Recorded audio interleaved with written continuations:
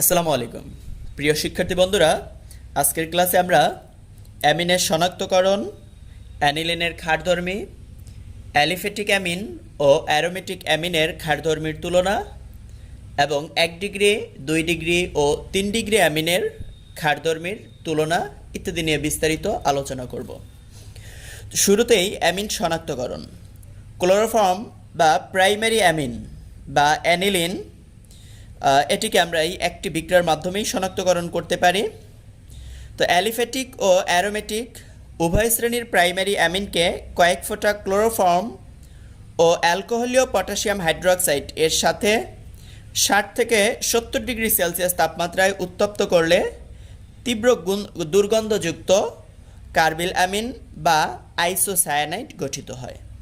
তাহলে অ্যালিফেটিক ও অ্যারোমেটিক এই উভয় শ্রেণীর প্রাইমারি অ্যামিনকে কয়েক ফোঁটা ক্লোরোফর্ম ও অ্যালকোহলীয় পটাশিয়াম হাইড্রোক্সাইড এর সাথে 60 থেকে 70 ডিগ্রি সেলসিয়াস তাপমাত্রায় উত্তপ্ত করলে তীব্র দুর্গন্ধযুক্ত কার্বিল অ্যামিন বা আইসোসায়ানাইড গঠিত হয়, যা অ্যালিফেটিক বা অ্যারোমেটিক অ্যামিনের উপস্থিতি নিশ্চিত করে। তাহলে বিক্রিয়াটি অ্যালিফেটিক অ্যামিন RnH2, এটি ক্লোরোফর্ম CaCl3 এবং অ্যালকোহলীয় পটাশিয়াম হাইড্রোক্সাইড অ্যালকোহলীয় পটাশিয়াম হাইড্রোক্সাইড এর সাথে 60 থেকে 70 ডিগ্রি সেলসিয়াস তাপমাত্রায় বিক্রিয়া করে। এক্ষেত্রে এখানের এই দুটি হাইড্রোজেন এবং এই একটি হাইড্রোজেন, মোট 3টি হাইড্রোজেন 3টি Cl এর সাথে যুক্ত হয়ে 3 অণু HCl, এই 3 অণু HCl 3 অণু পটাশিয়াম হাইড্রোক্সাইডের সাথে বিক্রিয়া করে। তাহলে এখানের দুটি H এবং এখানের এই H এবং 3টি Cl মিলে 3 অণু HCl 3 অণু পটাশিয়াম হাইড্রোক্সাইডের সাথে বিক্রিয়া করে 3 অণু পটাশিয়াম ক্লোরাইড লবণ এবং 3 অণু পানি উৎপন্ন করে। অবশিষ্ট কার্বন এটি এই অ্যালকাইল এবং নাইট্রোজেন এর সাথে যুক্ত হয়ে মূলত অ্যালকাইল আইসোসায়ানাইড উৎপন্ন করে। এখানে কার্বনের যোজনী 2 ব্যবহৃত হওয়ায় একে আইসোসায়ানাইড বলে, আর যদি এটি CN হতো তাহলে আমরা শুধু সায়ানাইড বলতাম, অ্যালকাইল সায়ানাইড।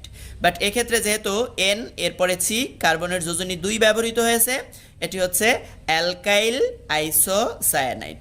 তাহলে এই দুটি হাইড্রোজেন এবং ক্লোরোফর্মের এই হাইড্রোজেন আর 3টি ক্লোরিন মিলে 3 অণু HCl যা অ্যাসিড এবং এই পটাশিয়াম হাইড্রোক্সাইড ক্ষারের সাথে বিক্রিয়া করে পটাশিয়াম ক্লোরাইড লবণ এবং পানি উৎপন্ন করে। বাকি এই কার্বনটি এটি নাইট্রোজেনের সাথে যুক্ত হয়ে অ্যালকাইল আইসোসায়ানাইড, তীব্র দুর্গন্ধযুক্ত এই কার্বিল অ্যামিন তৈরি করে। অ্যারোমেটিক অ্যামিন বা অ্যানিলিন এর ক্ষেত্রেও বিক্রিয়াটি একইরূপ। এটি সেই অ্যানিলিন, ক্লোরোফর্ম এবং অ্যালকোহলীয় পটাশিয়াম হাইড্রোক্সাইডের সাথে 60 থেকে 70 ডিগ্রি সেলসিয়াস তাপমাত্রায় বিক্রিয়া করে ফিনাইল আইসোসায়ানাইড উৎপন্ন করে। এক্ষেত্রেও এই দুটি হাইড্রোজেন, এই ক্লোরোফর্মের একটি হাইড্রোজেন এবং 3টি ক্লোরিন এর সাথে যুক্ত হয়ে 3 অণু HCl, এই 3 অণু HCl 3 অণু পটাশিয়াম হাইড্রোক্সাইডের সাথে বিক্রিয়া করে অ্যাসিড ক্ষারের বিক্রিয়ায় 3 অণু পটাশিয়াম ক্লোরাইড লবণ এবং 3 অণু পানি উৎপন্ন হয়। তাহলে এই বিক্রিয়াটির ক্ষেত্রে আমাদের একইভাবে এই কার্বন সেটি এই নাইট্রোজেনের সাথে যুক্ত হয়ে ফিনাইল আইসোসায়ানাইড উৎপন্ন করে, অর্থাৎ তীব্র দুর্গন্ধযুক্ত সেই কার্বিল অ্যামিন উৎপন্ন করে। তাহলে এটি অ্যারোমেটিক বা অ্যালিফেটিক প্রাইমারি অ্যামিনের শনাক্তকরণ পরীক্ষা। অ্যানিলিন একটি ক্ষারধর্মী যৌগ। বিজ্ঞানী লুইসের মতে যে সকল পদার্থ, সেটি হতে পারে অণু অথবা আয়ন, একজোড়া ইলেকট্রন দানে সক্ষম তাদেরকে ক্ষারক বলে। আবার বিজ্ঞানী ব্রনস্টেড লাউরির মতে যে সকল পদার্থ প্রোটন গ্রহণে সক্ষম তাদেরকে ক্ষারক বলে। তাহলে অ্যানিলিনের নাইট্রোজেন পরমাণু তার মুক্তজোড় ইলেকট্রন একটি প্রোটনকে দান করে এর সাথে আবদ্ধ হতে পারে। তাহলে অ্যানিলিনের নাইট্রোজেন, এই যে অ্যানিলিন বেনজিন এর অ্যামিনোমূলক NH2, তাহলে এই তার যে মুক্তজোড় ইলেকট্রন, এই ইলেকট্রন জোড় সে দানে সক্ষম। যেহেতু এই মুক্তজোড় ইলেকট্রনটি সে দানে সক্ষম, সুতরাং সে লুইস ক্ষারক। আবার এটি অ্যাসিডের একটি প্রোটন H+ একে গ্রহণ করতে পারে, সুতরাং সে ব্রনস্টেড লাউরির সংজ্ঞামতেও সে ক্ষারক। তাহলে অ্যানিলিন সে HCl এর প্রোটন H+ কে একজোড়া ইলেকট্রন দান করে তার সাথে যুক্ত হয়ে NH2 থেকে NH3 হয়। তাহলে তার লোন পেয়ার ইলেকট্রনের মাধ্যমে আবদ্ধ হওয়ায় NH3 এবং এ পাশে একটি বেনজিন, অর্থাৎ এখানে 4টা বন্ধন করায় এটি প্লাস, অর্থাৎ আয়নে পরিণত হয়, ধনাত্মক আয়নে। সেই ধনাত্মক আয়নটি ঋণাত্মক ক্লোরাইড আয়নের সাথে যুক্ত হয়ে অ্যানিলিনিয়াম ক্লোরাইড উৎপন্ন করে। তাহলে যেহেতু অ্যানিলিন তার লোন পেয়ার ইলেকট্রন দানে সক্ষম এবং এটি প্রোটন গ্রহণে সক্ষম, সুতরাং অ্যানিলিন হচ্ছে একটি ক্ষারধর্মী যৌগ। অ্যামোনিয়া বা মিথাইল অ্যামিন বা ইথাইল অ্যামিন ক্ষারধর্মী কেন? অ্যামোনিয়া ও মিথাইল অ্যামিন এবং ইথাইল অ্যামিন এদের নাইট্রোজেন পরমাণুতে একটি মুক্তজোড় ইলেকট্রন বিদ্যমান। তাহলে অ্যামোনিয়া হোক কিংবা মিথাইল অ্যামিন কিংবা ইথাইল অ্যামিন, এদের সেই অ্যামিনো মূলকের নাইট্রোজেন পরমাণুতে একটি মুক্তজোড় ইলেকট্রন বিদ্যমান। আর বিজ্ঞানী লুইসের মতে যে সকল অণু বা আয়ন একজোড়া ইলেকট্রন দানে সক্ষম তাদেরকে ক্ষারক বলে। তাহলে অ্যামোনিয়ার নাইট্রোজেনে একজোড়া মুক্তজোড় ইলেকট্রন এবং মিথাইল অ্যামিন তারও নাইট্রোজেনে একটি মুক্তজোড় ইলেকট্রন এবং ইথাইল অ্যামিন তারও নাইট্রোজেনে একটি মুক্তজোড় ইলেকট্রন। তাহলে এরা সকলেই এন পরমাণু এই মুক্তজোড় ইলেকট্রন দানে সক্ষম। যেহেতু মুক্ত জোড় বলছি অর্থাৎ জোড়ে দুটি, তাহলে এখানে একটি জোড়া, তাহলে এর একটি মুক্তজোড় ইলেকট্রন, এরও একটি মুক্তজোড় ইলেকট্রন, এরও একটি মুক্তজোড় ইলেকট্রন এবং এরা সকলেই সেই মুক্তজোড় ইলেকট্রন দানে সক্ষম, সুতরাং এরা সবাই ক্ষারক। আবার মিথাইল বা ইথাইল অ্যামিনের ক্ষেত্রে অ্যামিন মূলকের নাইট্রোজেন পরমাণুর সাথে এই যে মিথাইল অ্যামিন অথবা ইথাইল অ্যামিন এদের সেই অ্যামিন মূলকের এই নাইট্রোজেন পরমাণুর সাথে একটি ইলেকট্রন দানকারী মিথাইল এবং ইলেকট্রন দানকারী ইথাইল গ্রুপ যুক্ত থাকে।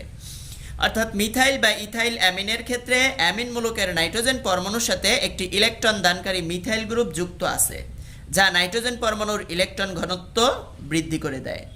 অপরদিকে অ্যামোনিয়ায় এ ধরনের কোনো ইলেকট্রন দানকারী গ্রুপ যুক্ত থাকে না। তাহলে দেখো মিথাইল অ্যামিন এবং ইথাইল অ্যামিন এদের উভয়ের ক্ষেত্রেই এই অ্যামিনের নাইট্রোজেন পরমাণুর সাথে একটি ইলেকট্রন দানকারী মিথাইল গ্রুপ, ইলেকট্রন দানকারী ইথাইল গ্রুপ বিদ্যমান।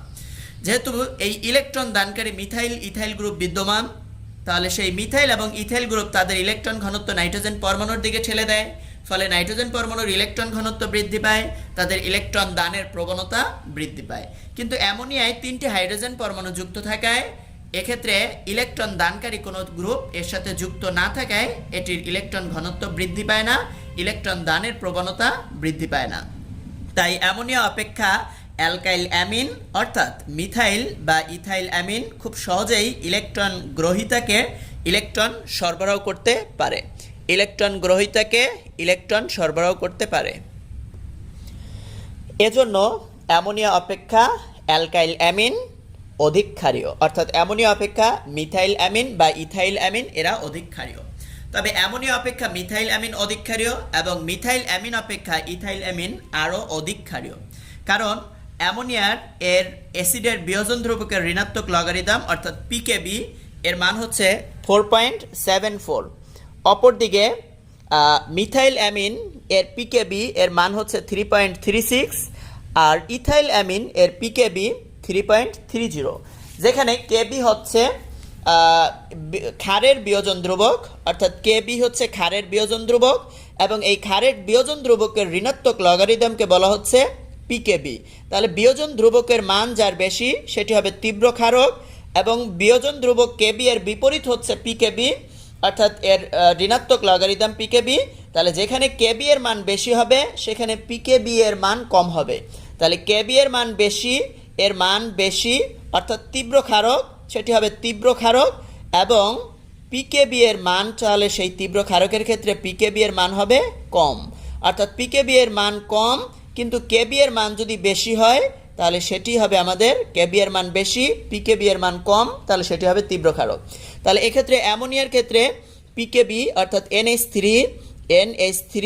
এর ক্ষেত্রে পিকেবি এর মান হয় 4.74 আর মিথাইল অ্যামিন CH3 NH2 এর ক্ষেত্রে পিকেবি এর মান হয় 3.36, ইথাইল অ্যামিন অর্থাৎ CH3 CH2 NH2 এর ক্ষেত্রে এর মান হয় 3.30।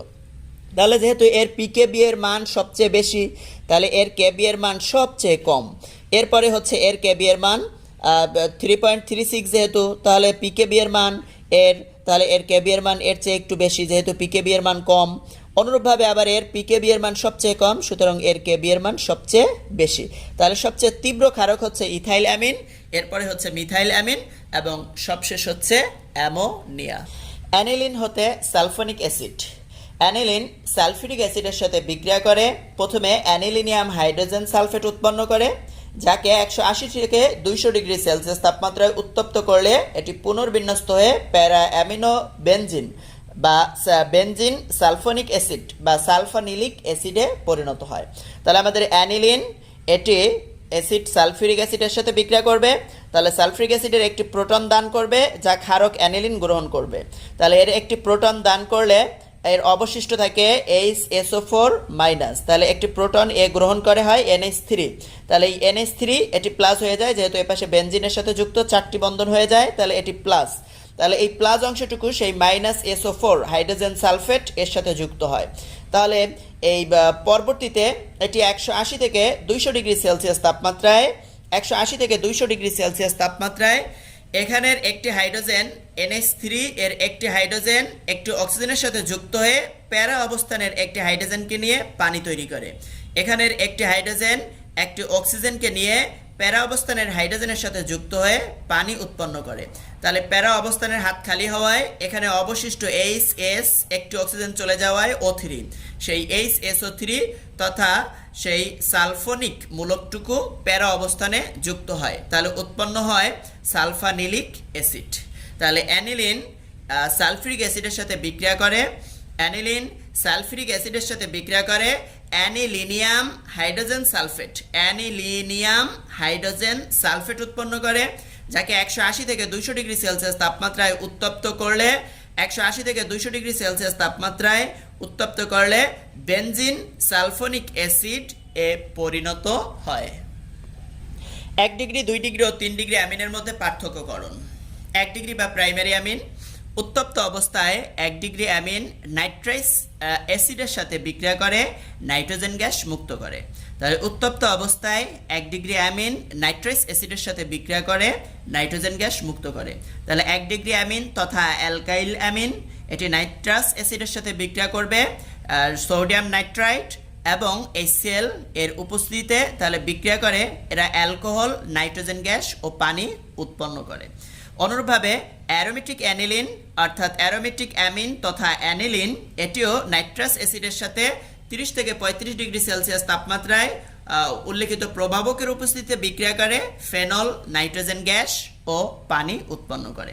তাহলে 1 ডিগ্রি বা প্রাইমারি অ্যামিন এদেরকে উত্তপ্ত অবস্থায় যদি নাইট্রাস অ্যাসিডের সাথে বিক্রিয়া ঘটানো হয় তাহলে এরা উভয়েই নাইট্রোজেন গ্যাস উৎপন্ন করবে। এই বিক্রিয়াটাকে আমরা যদি একটু ভেঙে দেখি তাহলে সেই 1 ডিগ্রি অ্যামিন তথা alkyl amine nitrous acid HNO2 এর সাথে বিক্রিয়া করবে।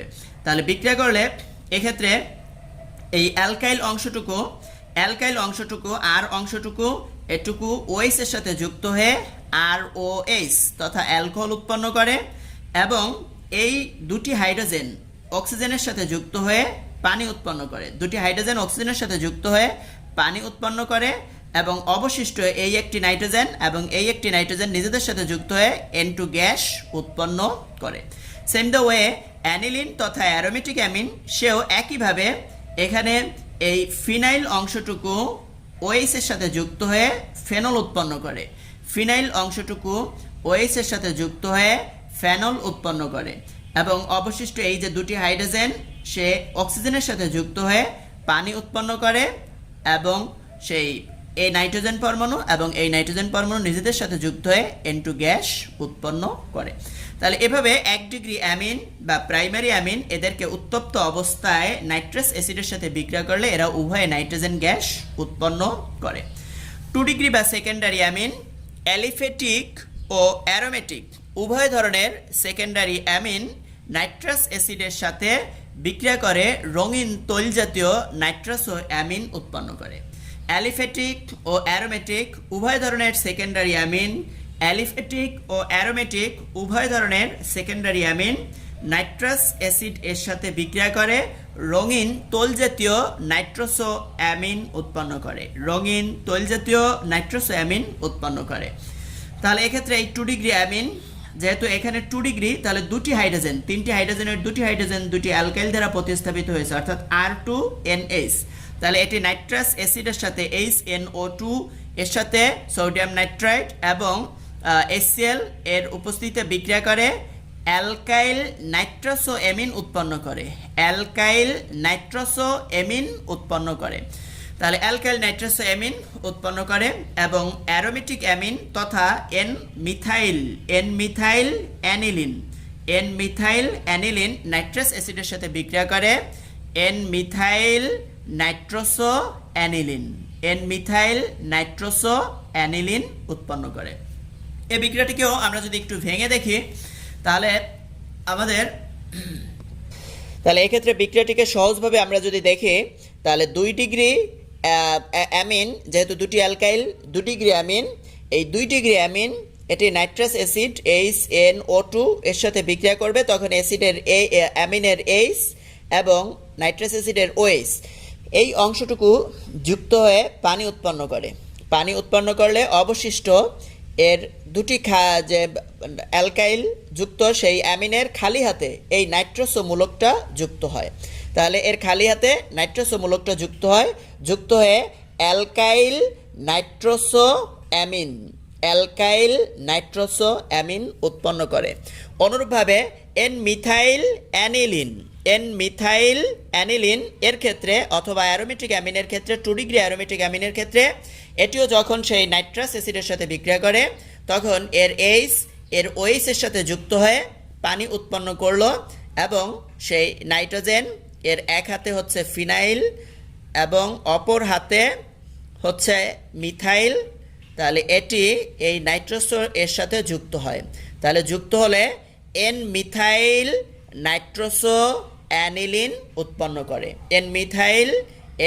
এন অর্থাৎ নাইট্রোজেনের সাথে মিথাইল যুক্ত এন মিথাইল নাইট্রোসোঅ্যানিলিন উৎপন্ন করে।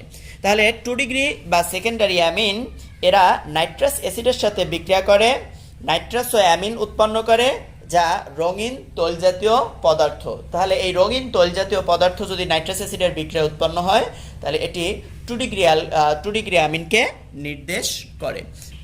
3 ডিগ্রি বা টার্সিয়ারি অ্যামিন অ্যালিফেটিক ও অ্যারোমেটিক উভয় শ্রেণীর এই টার্সিয়ারি অ্যামিন নাইট্রাস অ্যাসিডের সাথে বিক্রিয়া করে ট্রাই অ্যালকাইল বা অ্যালকাইল ফিনাইল অ্যামোনিয়াম নাইট্রাইট লবণ গঠন করে।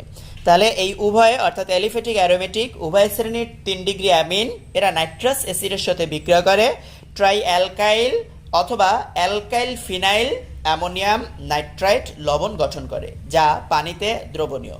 তাহলে 3টি অ্যালকাইল অর্থাৎ 3 ডিগ্রি অ্যামিন এটি নাইট্রাস অ্যাসিডের সাথে বিক্রিয়া করবে। তাহলে নাইট্রাস অ্যাসিডের সাথে বিক্রিয়া করলে অ্যাসিডের সেই প্রোটন এটিকে 3 ডিগ্রি অ্যামিন গ্রহণ করে ট্রাই অ্যালকাইল অ্যামোনিয়াম উৎপন্ন করবে। এই অংশটুকু হলো তাহলে ট্রাই অ্যালকাইল অ্যামোনিয়াম। যেহেতু এখানে মোট 4টি বন্ধন হয়ে গেছে, নাইট্রোজেনের 3টি অ্যালকাইল 1টি হাইড্রোজেন 4টি বন্ধন, এজন্য সে প্লাস অ্যামোনিয়ামের মতো NH4+ এর মতো, এজন্য এটাকে বলছি ট্রাই অ্যালকাইল অ্যামোনিয়াম। আর এই অংশটুকু হচ্ছে নাইট্রাইট। তাহলে ট্রাই অ্যালকাইল অ্যামোনিয়াম নাইট্রাইট লবণ উৎপন্ন করে। অনুরূপভাবে 3টি অ্যারোমেটিক অ্যামিনের ক্ষেত্রে তাহলে এই ফিনাইল NN ডাইমিথাইল অ্যানিলিন অথবা এই 3 ডিগ্রি অ্যামিন এর ক্ষেত্রে অ্যারোমেটিক অ্যামিনের ক্ষেত্রে এটিও নাইট্রাস অ্যাসিডের সাথে বিক্রিয়া করবে। তাহলে এই নাইট্রাস অ্যাসিডের প্রোটন H+ এটি গ্রহণ করে NN ডাইমিথাইল, এই একটি মিথাইল এই একটি মিথাইল। তাহলে NN ডাইমিথাইল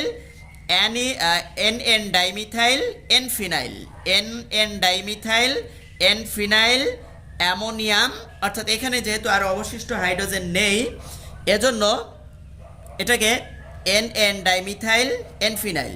তাহলে এই হাইড্রোজেনটি সে নিয়ে NH এবং এই একটি মিথাইল এই একটি ফিনাইল। তাহলে এই মিথাইলের জন্য একবার N, এই মিথাইলের জন্য আর একবার N, দুটি মিথাইলের জন্য ডাইমিথাইল। তাহলে NN ডাইমিথাইল N ফিনাইল, অর্থাৎ এই ফিনাইল অংশটুকু N এর সাথে যুক্ত।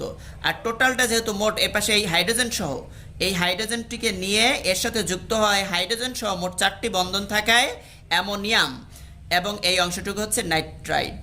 তাহলে অ্যামোনিয়াম নাইট্রাইট তাহলে অ্যামোনিয়াম নাইট্রাইট গঠন করে। তাহলে উভয়েই এরা লবণ তৈরি করে এবং এই লবণ যা পানিতে। অ্যামোনিয়া অপেক্ষা অ্যানিলিন দুর্বল ক্ষার। অ্যামোনিয়া ও অ্যানিলিন উভয়েই নাইট্রোজেন পরমাণুতে মুক্ত জোড় ইলেকট্রন থাকায় এরা ক্ষার ধর্ম প্রদর্শন করে। অর্থাৎ অ্যামোনিয়ায় নাইট্রোজেনের লোন পেয়ার ইলেকট্রন মুক্তজোড় ইলেকট্রন, অ্যানিলিনেও নাইট্রোজেন পরমাণুতে মুক্তজোড় ইলেকট্রন। তো এরা ক্ষারধর্ম প্রদর্শন করে এবং অ্যানিলিনের অনুরণনের ফলে অর্থাৎ এর মধ্যে তার সেই বেনজিন বলয়ে পাই ইলেকট্রনের অনুরণন ঘটে, এর ফলে নাইট্রোজেনের মুক্তজোড় ইলেকট্রন বেনজিন চক্রে সঞ্চালিত হয়। অর্থাৎ অ্যানিলিনের সেই নাইট্রোজেন পরমাণুর যে মুক্তজোড় ইলেকট্রন, সেই মুক্তজোড় ইলেকট্রনটিও বেনজিন বলয়ের অনুরণনে অংশগ্রহণ করে। ফলে অ্যানিলিনের নাইট্রোজেন পরমাণুতে ধনাত্মক চার্জ সৃষ্টি হয়।